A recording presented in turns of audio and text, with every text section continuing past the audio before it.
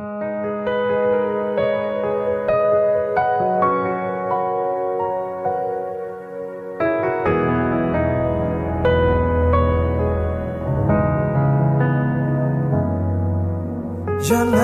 berpegang pada masa lalu, kemarin kau pertahankan pendapat, kini setialah pada Tuhan.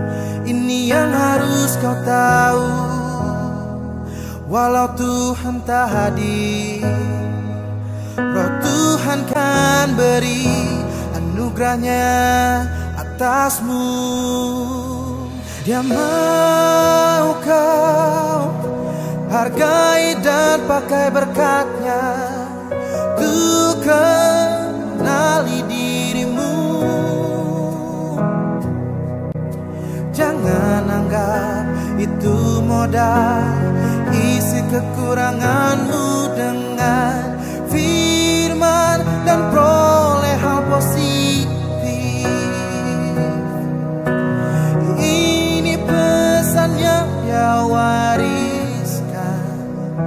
Selamat pagi kekasih Yesus Kristus. Majelis Jemaat GKP Rawamangun bersama dengan tim multimedia mengucapkan Shalom Aleichem untuk kita semuanya. Terima kasih, masih kita tetap stay at home. Kemarin sudah kami bacakan juga, kalau jarak dengan sesama harus dijaga, tapi jarak dengan Tuhan harus kita bersatu. Sebagaimana Yesus ada di dalam Allah Bapa, Allah Bapa ada di dalam Yesus Kristus, dan kita orang percaya juga ada di dalam lingkaran Trinitas itu. Sehingga kehidupan kita bersama dengan Allah dan Allah bersama dengan kita dalam menghadapi perjalanan hidup ini. Saudara-saudara, sapaan rohani kita pada hari ini adalah merupakan pesan Tuhan Yesus yang ketiga sebelum dia naik ke surga. Dia mengatakan, menjanjikan bahwa seorang penolong akan datang untuk menyertai para murid-muridnya. Itu juga tertulis di Yohanes 14 ayat yang ke-16. Memang saudara-saudara, setelah kebangkitannya, Yesus tidak bersama lagi dengan muridnya seintensif yang dulu. Kalau dulu mereka sama-sama jalan, bahkan tidur bersama, makan bersama, semua dilakukan bersama. Tapi setelah kebangkitan Yesus, dia datang kalau dia menjumpai para murid-muridnya, baik komplit atau tidak. Dan kedatangannya pun gak pernah diberitahukan sebelumnya. Demikian juga perginya. Entah berapa lama lagi dia baru datang, murid-muridnya gak tahu lagi. Maka seringkali mereka berpencar, mencari kegiatan dan lain sebagainya, sampai di reuni pertama, kedua, ketiga, keempat. Maka sebenarnya kenaikan Tuhan Yesus yang ke surga ini adalah merupakan reuni terakhir atau reuni yang kelima. Di situ mereka lengkap ke-11 murid itu. Kita juga nggak tahu kalau ada orang-orang lainnya, karena murid Yesus ada 500 orang semuanya. Tapi yang diutamakan yang 11 orang itu ada bersama-sama dengan Yesus. Tuhan Yesus mengajak mereka siang hari itu ke Betania. Dan kemudian sebagai biasa mereka makan bersama. Dan setelah makan bersama, kemudian Tuhan Yesus melarang mereka meninggalkan Yerusalem untuk menantikan janji Bapa. Tidak disebut bentuk janji apa, tapi dikatakan tidak lama lagi kamu akan dibaptis dengan Roh Kudus. Para murid-muridnya ingin penasaran, bertanya, sebenarnya dengan baptisan Roh Kudus itu, apakah kerajaan Allah sudah mulai? Ternyata Yesus mengarahkan pikiran mereka bahwa biarlah Roh Kudus itu nanti yang akan menuntun, mengarahkan perjalanan hidup mereka. Pertanyaan sekarang, siapakah Roh Kudus itu sebenarnya? Apa itu? Udah berkali-kali Tuhan Yesus mengatakan tentang Roh Kudus. Bahkan kalau kita lihat berkali-kali Roh Kudus menuntun Tuhan Yesus dalam segala kegiatannya. Ketika dia dibaptis dikatakan maka dia dituntun oleh Roh untuk dibaptis oleh Yohanes. Dan setelah selesai dibaptis dikatakan Roh menuntun dia ke padang gurun untuk dicobai. Kemudian Roh menuntun. Sekarang dikatakan bahwa Roh itu akan menuntun, memimpin para muridnya itu. Siapakah Roh Kudus itu? Saudara-saudara, saya ingin menjelaskannya tapi sedikit lebih kompleks atau lebih lengkap mengenai Trinitas. Walaupun saya tidak menjelaskan Trinitas dengan selengkap mungkin, saya akan mencoba menggambarkannya secara sederhana, dan saya juga mohon maaf kalau ini sedikit agak lebih panjang. Saudara-saudara, berbicara dengan Trinitas atau Tritunggal, pertama-tama memang harus kita ingat bahwa di Alkitab tidak ada kata Tritunggal itu. Tidak ada kata Trinitas di sana. Tapi elemen-elemen Trinitas bertaburan di sepanjang Perjanjian Baru. Misalnya paling nyata aja contoh ya, supaya jangan terlalu panjang kita bercerita. Ketika Tuhan Yesus memberikan amanat agung, dia mengatakan, pergilah ke seluruh dunia, baptislah mereka dalam nama Allah Bapa, Anak, dan Roh Kudus. Jadi elemen Trinitas itu ada di dalam, tapi nggak disebut Trinitas atau Tritunggal. Jadi sering kali tuduhan dari agama seberang, dari orang lain mengatakan, mana ada kata Trinitas di Alkitab? Memang tidak ada, tapi di dalamnya bertaburan tentang keberadaan Allah yang menyatakan keberadaannya yang Tritunggal itu. Lalu kemudian dalam kondisi konsili-konsili berikutnya dirumuskan untuk mengingatkan tentang Allah Bapa, Anak, dan Roh Kudus, supaya lebih gampang dikatakan dengan Trinitas atau Tritunggal. Maka berbicara tentang Tritunggal sebenarnya bukan berbicara soal jumlah banyaknya Allah, tapi berbicara tentang Allah yang Esa itu ada apa di dalamnya. Jadi berbicara soal Trinitas, bicara soal Tritunggal adalah lebih mengenal, lebih membongkar apa sih sebenarnya, siapa sih sebenarnya Allah itu, yang bagi banyak orang, termasuk kita orang Kristen juga, masih belum begitu banyak yang memahaminya. Pertama ingin kita melihat bahwa Allah yang ada di dalam Alkitab, yang memperkenalkan diri kepada Musa, yang menyatakan diri dengan dua nama, yakni Allahnya Abraham, Ishak, dan Yakub. Kemudian Musa juga mengejar lagi supaya nama itu lebih lengkap, maka Allah menjawab dia dengan mengatakan, aku adalah aku, yang disebut dengan Yahweh. Maka Musa dengan tegas mengajarkan bahwa Allah itu adalah Esa.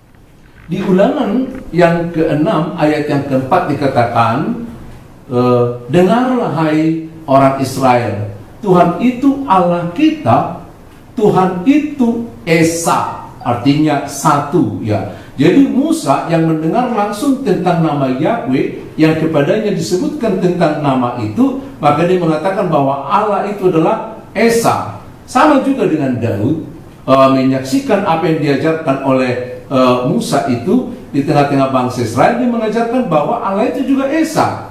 Misalnya kita lihat dalam 2 Samuel pasal yang ke-7 ayat yang ke-22. Sebab itu engkau besar ya Tuhan Allah, sebab tidak ada yang sama seperti engkau, dan tidak ada Allah selain engkau. Tidak ada Allah selain engkau. Jadi Musa, Daud, bahkan Yesaya juga mengajarkan hal yang sama, mewakili para nabi ya. Yesaya pasal yang ke-44 ayat yang ke-6 mengatakan demikian.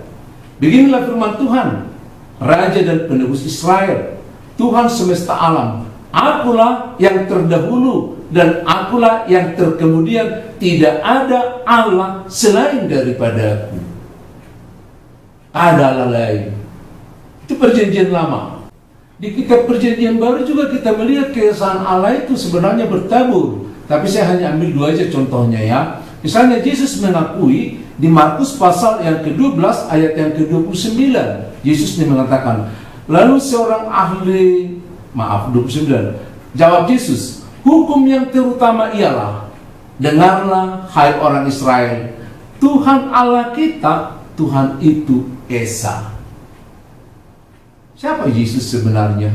Tapi dia mengatakan bahwa Tuhan Allah kita, Tuhan itu Esa. Oh, kadang-kadang orang mengatakan nggak masalah perjanjian lama dengan Tuhan Yesus, tapi kadang-kadang dikatakan Paulus yang mengubah-ubah. Kayak kita lihat salah satu dari tulisannya Paulus mewakili sekian banyak tulisannya di Galatia 3 ayat yang ke-20 dikatakan bahwa Allah itu juga Esa. Misalnya Galatia 3 ayat 20, seorang penantara bukan hanya mewakili satu orang saja, sedangkan Allah adalah satu. Jadi Musa, Daud, Yesaya, Yesus, bahkan Paulus dengan rasul-rasul yang lain mengakui secara konsisten Alkitab mengatakan bahwa Allah itu adalah Esa. Jadi jangan pernah berbicara kalau Allah yang dikatakan Trinitas, Tritunggal itu adalah tiga menjadi satu, bukan. Tapi Allah yang Esa itu yang mau kita lihat sebenarnya, Allah yang Esa itu apa di dalamnya. Karena Allah yang Esa itu dikatakan sebagai Bapa. Kenapa dia dikatakan Bapa? Kalau kita lihat di 1 Korintus 8 ayat yang ke-6. 1 Korintus 8 ayat yang ke-6 dikatakan demikian. Namun bagi kita hanya ada satu Allah saja, yaitu Bapa, yang daripadanya berasal segala sesuatu, dan untuk itu kita hidup. Jadi dia disebut Bapa karena dia adalah sumber segala sesuatu. Dia adalah sumber otoritas, sumber segala sesuatu yang ada di bumi ini, sama-sama seperti bapak rumah tangga. Kan bapak rumah tangga sebagai sumber segala sesuatunya. Sumber kehidupan yang ada di situ, sumber otoritas yang ada di situ, sumber keturunan yang ada di situ. Jadi masalah Bapa bukan masalah biologis, tapi masalah teologis yang kita lihat di dalamnya. Ya, Allah yang disebut Bapa itu, dia disebut Bapa karena dia adalah sumber otoritas, sumber segala sesuatu. Tapi yang kedua, dia juga disebut Bapa karena di dalam diri Allah Bapa ada anak tunggal Allah. Ada anak tunggal di dalamnya. Kita lihat seperti di Yohanes pasal yang pertama ayat yang ke-18. Coba ya, agak pelan-pelan kita supaya boleh dicatat nanti atau bisa kita pelajari. Di ayat yang ke-18 dikatakan, tidak seorang pun yang pernah melihat Allah, tetapi anak tunggal Allah yang ada di pangkuan Bapa, dialah yang menyatakannya.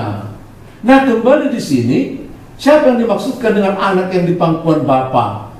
Yang gak lain dan gak bukan adalah Yesus itu. Karena dia sudah ada sejak dari dunia dijadikan. Ya kan? Jadi kalaupun dia dikatakan ada di pangkuan Bapa, bukan seperti opung-opung yang memangku cucunya, bukan seperti Bapa yang memangku anaknya, bukan. Tapi kembali adalah pernyataan teologis bagaimana kedekatan Allah Bapa dengan anak yang ada di dalamnya, yang dikandung di dalam dia. Karena Yesus Kristus yang kemudian kita nyatakan sebagai anak Allah itu, dia sudah ada jauh sebelum dunia ada. Misalnya kita lihat dalam Yohanes 17 ayat yang ke-5 ya. Yohanes 17 ayat yang ke-5 dikatakan kira-kira demikian. Oleh sebab itu ya Bapa, permuliakanlah aku padamu sendiri dengan kemuliaan yang kumiliki di hadiratmu sebelum dunia ada. Bayangkan, sebelum dunia ada, dia sudah ada. Bukan hanya dipermuliakan. Kalau kita lanjutkan lagi di ayat yang ke-24, ayat yang ke-24, ya, dikatakan demikian. Ya Bapa, aku mau supaya dimanapun aku berada, mereka juga berada bersama-sama dengan aku. Mereka yang telah Engkau berikan kepadaku, agar mereka memandang kemuliaanku yang telah Engkau berikan kepadaku, sebab Engkau telah mengasihi aku sebelum dunia dijadikan. Coba perbandingkan. Maka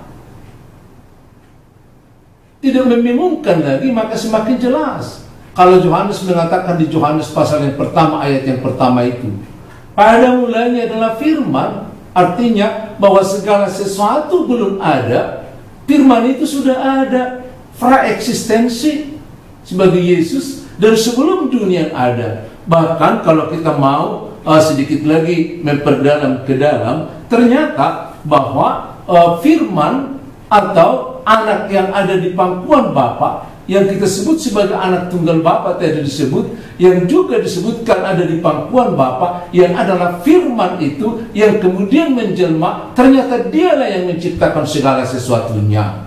Coba kita perhatikan di Ibrani pasal yang pertama ayat yang kedua. Ibrani pasal yang pertama ayat yang kedua. Kita baca dengan agak sedikit lebih lambat supaya kita pahami. Maka pada zaman akhir ini artinya Allah telah berbicara kepada kita dengan perantaraan anaknya. Jadi anak tunggal Bapa yang ada di pangkuan Bapa, yang dikasihi sebelum dunia ada, yang dipermuliakan sebelum dunia ada, yang sudah ada jauh sebelumnya, yang telah Ia tetapkan sebagai yang berhak menerima segala yang ada. Oleh Dia Allah telah menjadikan alam semesta. Oleh siapa? Alam semesta ini dijadikan oleh siapa? Ternyata dari Ibrani pasal pertama ayat yang kedua mau dinyatakan kepada kita bahwa Allah Bapa sebagai sang kreator itu menciptakan segala sesuatunya melalui firman. Coba di akhirnya kita lihat Kejadian 1 ayat yang pertama.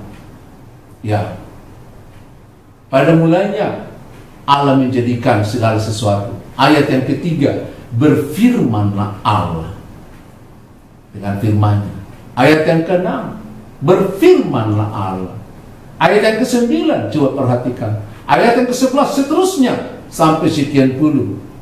Jadi Ibrani 1 ayat yang kedua menyatakan kepada kita bahwa Allah sang kreator itu menciptakan segala sesuatunya melalui firman yang menjadi anak tunggal yang ada di pangkuannya, yang keluar, yang datang dari Dia. Sehingga anak yang tunggal itu bukan datang dari samping, bukan menjadi dua, tapi datang dari diri Dia yang ada di dalam dirinya. Sebagai Allah Trinitas, sebagai Allah yang hidup, bukan hanya firman yang ada di dalam Dia, tapi Dia juga adalah roh. Kalau kita lihat dalam Yohanes 4 ayat yang ke-24, bahwa Allah itu adalah roh, dan roh Allah itu ada di dalam diri Allah. Misalnya kalau kita lihat 1 Korintus 2 ayat yang ke-10, jadi roh Allah ada di dalam diri Allah.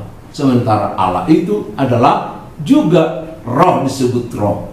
Karena roh itulah yang memberi hidup. Coba kita buka di Roma pasal yang ke-8 ayat yang kedua.